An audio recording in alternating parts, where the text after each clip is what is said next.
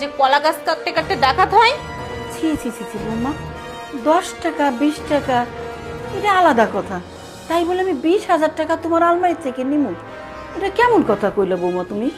হ্যাঁ বলবো না, আপনি দেখি প্রায় সময় আপনার ছেলের মানিব্যাগ থেকে 10 টাকা 20 টাকা নিতেই থাকেন। এখন নিতে নিতে আপনার হাতটা তো বড় হয়ে গেছে।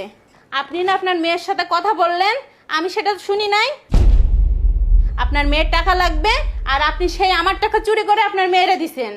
ছি ছি ছি ছি বৌমা, তুমি এই কথাটা কইতে পারলা? আমি ছেলের বউর ঘর থেকে টাকা নিয়ে আমার মেয়েরে দিমু? এত বড় নির্লজ্জা আমি না বাবা।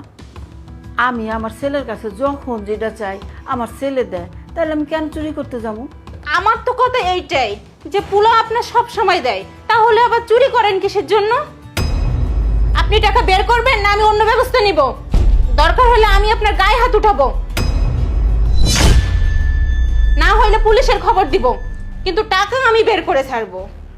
বৌমা, আমি না তোমার মায়ের মতন, তুমি আমার গায়ে হাত দিবা? এই কথা তুমি কেমনে কইলা?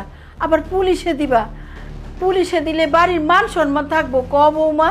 কি হয়েছে? এই কি হয়েছে? তোমরা এই বাইরে থেকে শুনতেছি তোমরা হাউকাউ করতেছো, ঘটনা কি? কি হয়েছে আবার?